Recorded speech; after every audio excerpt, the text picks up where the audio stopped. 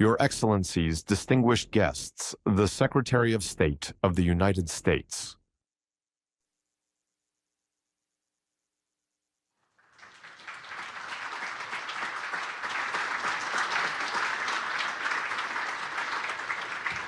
Good morning.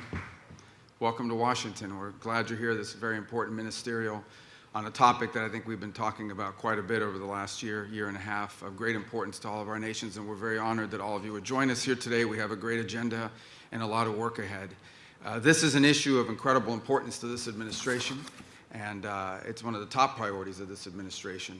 And I think it's a top priority for the world, and that is how to diversify our supply chains, how to diversify our access to critical minerals, to ensure that they are secure and safe. And we'll have more to say about that later on today. But we wanted to begin today by demonstrating to you the high level of engagement and interest on the part of this administration on this topic by hearing from the Vice President, who himself has taken a personal role in being a leader on this front.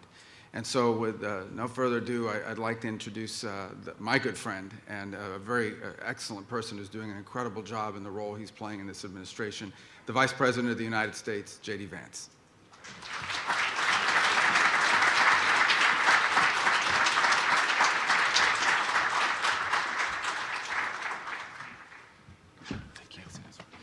Well, good morning, everybody, and thank you all for being here. We're honored by the presence of so many world leaders, and it speaks to the importance of what Secretary Rubio and the team are working on to fix this critical minerals issue. And I just wanted to let you know that we're honored by your presence and certainly grateful for you coming to Washington for this very important conversation. I know there are a lot of very important discussions to be had over the rest of the day, and so I want to be relatively brief. First, let me say thanks to our incredible Secretary of State for putting this group together. Marco's doing an incredible job. And when he asked me to come and speak today, I said, man, this is your building. Why don't you come and give a speech? And he said, well, because I've got 5 jobs and you've only got 1. And so I figured I might as well do Marco a solid, since he's also the archivist and the official White House florist and has a number of other jobs in addition to Secretary of State. So I'd kick us off, and then he's going to take the reins from here. But let me just say a few things about what we're doing and why this matters. So I remember after our very wildly successful military operation in Venezuela, the President of the United States was talking with me and Marco and some of the other senior members of the cabinet. And he was talking just about how important it was that we ensured that the global economy had access to oil and gas many years in the future. And that, of course, is one of the reasons why we're interested in Venezuela, is because it has such a critical importance in this all-important resource called oil.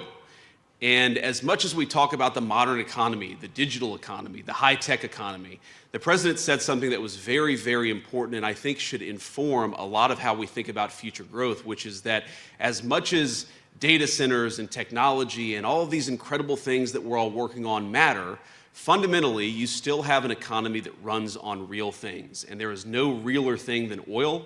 And I would add to that, there's no realer thing than critical minerals.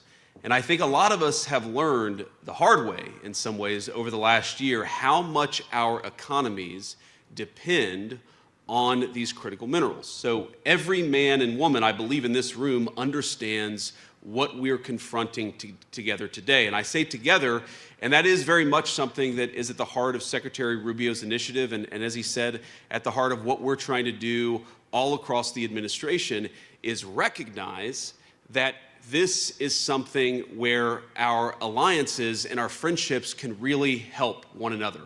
We're all on the same team. We're all rowing in the same direction. I believe that in this room, we have close to 2/3 of the world's GDP represented, and so we have the capacity to make ourselves more independent, more self-reliant, and that's what we should be doing. Now, we know that today, the international market for critical minerals is failing. It's failing to create domestic markets or dignified jobs for our labor forces, and it's failing to keep our nation safe. Supply chains remain brittle and exceptionally concentrated. Asset and commodity prices are persistently depressed, driven downward by forces beyond any individual country's control. Now, how many times cumulatively have one of us or many of us in this room heard some variation of the story that I'm about to tell? A lithium mine, a gallium recovery center, you name it, is announced, sometimes with years in planning and financing nearly in place. Then overnight, foreign supply floods the market, the prices collapse, and investors pull out. The project stalls, and eventually the project dies on the vine. We've all seen it firsthand in all of our countries. And the result is a global market where consistent investment is nearly impossible, and it will stay that way so long as prices are erratic and unpredictable. And that's one of the things that we want to work on with this initiative. Let's make the prices more predictable and less erratic so that we can support the domestic supply chains and the investment that makes those supply chains possible. Now, across Europe, North America, there are dozens of mining and processing initiatives that have been suspended or completely abandoned because sustained price weakness makes financing impossible. Time after time, advanced economies with deep capital markets are finding that projects cannot clear costs. The same story plays out elsewhere around the world. In resource-rich developing economies, only a tiny fraction of global mining investment, including from nations, many of them in this room, is reaching the point of actual projects. We plan, we think about it, we even invest a little bit of money, we do the regulatory work, but so many of them die on the vine. Now, everyone knows that these deposits exist. We've mapped a whole lot of them, and we know they're ready to be mined and processed. But capital can't reach them so long as investors lack confidence that those markets are going to remain stable for long enough to justify the long-term commitment. That is the problem that we confront.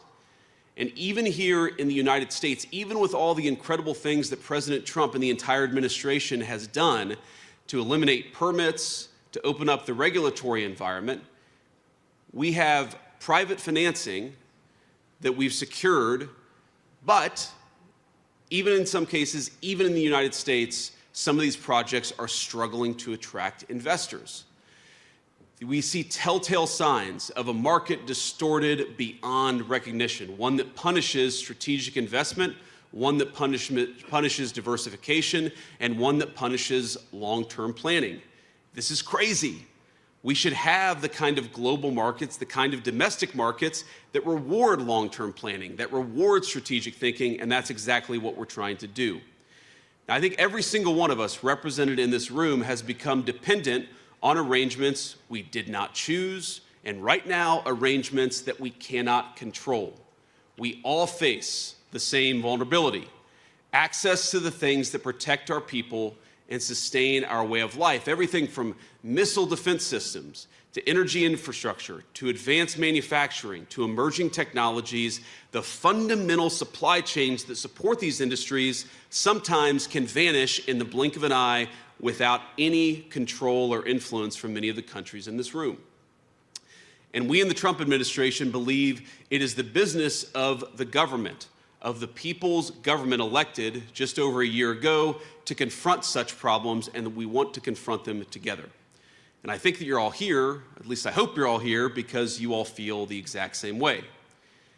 Now, our administration came into office last January, barely a year ago, with a clear mandate to reindustrialize the United States of America and return American workers to the center of our economic policy. And that is what we are doing. And I want to tell you just a little story about one of the very first meetings I had with our Secretary of Commerce and the Secretary of the Treasury, two great people, two great business leaders. And I remember saying, look, we have our views of the Biden administration. We're not particularly fans, as you may have guessed. But setting that to the side, surely the Biden administration put together a list of the critical industries, the critical technologies, the critical manufacturing facilities that are supported by these rare earth minerals, these critical minerals. We may think it's bad work. We may think the people who put it together weren't particularly wise, but surely that gives us some foundation to build on. And I was shocked when our Secretary of the Commerce and Secretary of the Treasury came back to me and said, actually, we have never done this.